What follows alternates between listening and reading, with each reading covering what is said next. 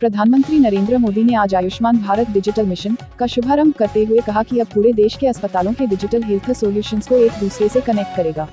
इसके तहत देशवासियों को अब एक डिजिटल हेल्थ आईडी मिलेगी। हर नागरिक का हेल्थ रिकॉर्ड डिजिटली सुरक्षित रहेगा। साथियों, आयुष्मान भारत डिजिटल मिशन अब पूरे देश के अस्पतालों के डिजिटल हेल्थ सॉल्यूशन को एक दूसरे से कनेक्ट करेगा। इसके तहत देशवासियों को अब एक डिजिटल हेल्थ आईडी मिलेगी। हर नागरिक का हेल्थ रिकॉर्ड डिजिटली सुरक्षित रहेगा।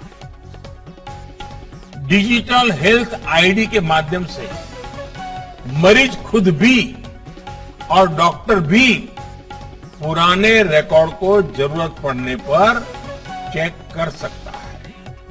यही नहीं, इसमें डॉक्टर, नर्स, पैरामेडिक जैसे साथियों का भी रजिस्ट्रेशन होगा।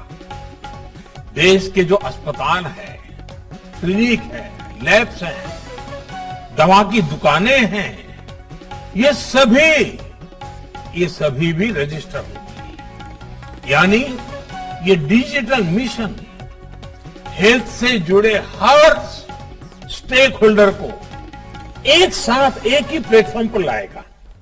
साथियों, इस मिशन का सबसे बड़ा लाभ देश के गरीबों और मध्यम वर्ग को होगा।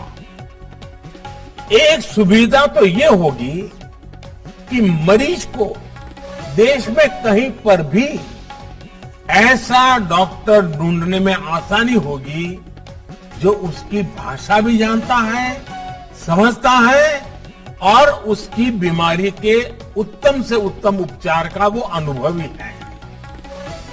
इससे मरीजों को देश के किसी कोने में भी उपस्थित स्पेशलिस्ट डॉक्टर से संपर्क करने की सहूलियत बढ़ेगी।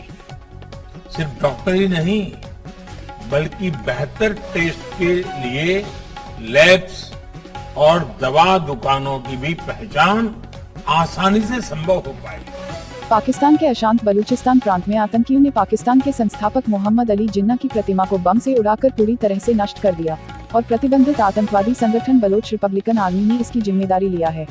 केंद्रीय मंत्री अनुराग ठाकुर ने कहा, कोविड-19 के बावजूद जम्मू कश्मीर में विकास कार्य सुचारू रूप से चले हैं। यह देखना सुखद है कि जम्मू कश्मीर का युवा खेलों की ओर बहुत तेजी से आकर्षित हो रहा है। गांधरबल जिला में पहले जैसे अधिकारियों से पूरी जानकारी ली, योजनाओं पर काम कैसा चल रहा है, और मुझे इस बात की खुशी है कि हालांकि कोविड-19 महामारी थी, उसके बावजूद यहाँ पर योजनाओं पर अच्छा काम हुआ। उसकी जो ओवरऑल काम प्रोग्रेस है बहुत अच्छी है। और उसके बाद जब हम पब्लिक रिप्रेजेंटेटिव से मिले, पंचायती राज की संस्थाओं से, डीडीसी, बीडीसी, पंचायत के प्रधान के साथ, सरपंच के साथ, तो उन्होंने भी जिस तरह से अपनी प्रशंसा की है कि कामकाज अच्छे चल रहे हैं और कुछ मांगे की, जैसे जल जीवन मिशन में पानी की मांग कुछ क्षेत्र में चाहिए तो वहाँ भी हमने साथ साथ में मंजूरी दी। साथ ही साथ कुछ सुविधाएं वो खेलों के लिए चाहते हैं। अब सबसे बड़ी खुशी की बात तो ये है कि जहाँ एक चुने हुए प्रतिनिधियों ने भी कहा कि खेलों की सुविधाएं अच्छी बनी, अब इसको और अच्छी करके दें। मैं कई वर्षों से, पिछले 30 सालों से कम जम्मू कश्मीर आ रहा हूँ। मैंने इस तरह की खेलों के प्रति मांग कभी नहीं देखी थी। ये एक बहुत बड़ा बदलाव। खिलाड़ी आए तो उन्होंने भी वही कहा कि हमें पहले से बेहतर सुविधाएं मिली जो 70 साल नहीं मिले, अब इसमें और सुधार करना है। तो मैंने भी उनको कहा है, आप खेलिए, आप 1 कदम चलेंगे, हम 4 कदम चलेंगे। क्योंकि मोदी सरकार ने प्रधानमंत्री डेवलपमेंट प्रोग्राम के अंतर्गत 200 करोड़ रुपया खेल स्टेडियम बनाने के लिए दिया है।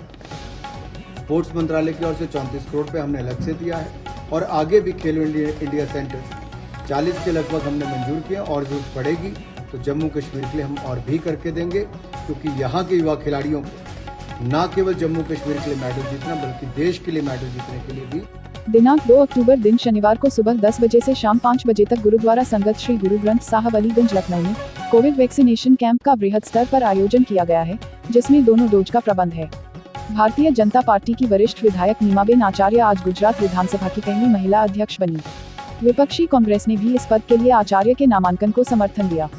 प्रयागराज महंत नरेंद्र गिरी मौत मामले में जेल में बंद तीनों आरोपी आनंद गिरी, अधा तिवारी और संदीप तिवारी को कल से 7 दिन का सीबीआई रिमांड मिला। पश्चिम बंगाल के भवानीपुर में विधानसभा उपचुनाव प्रचार के दौरान बीजेपी और टीएमसी कार्यकर्ता आपस में भिड़े।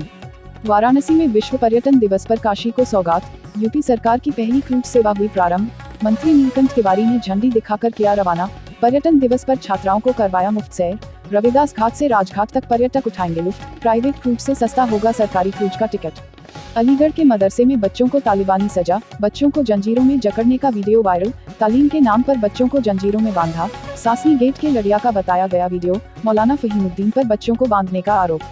बाराबंकी में गुंडों ने डंडे से पीटकर युवक की हत्या की। कल घर से निकले युवक का आज मिला शव। पुलिस ने शव को पोस्टमार्टम के लिए भेजा। फतेहपुर के डडियामऊ नन्ना रोड का मामला। Please subscribe Aviral Times for latest news update and press the bell icon to get all the latest video update.